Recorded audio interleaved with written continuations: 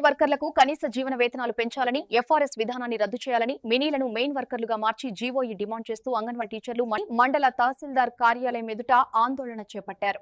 అనంతరం మండల తహసీల్దార్ చిరంజీవికి వినతి పత్రం అందజేశారు.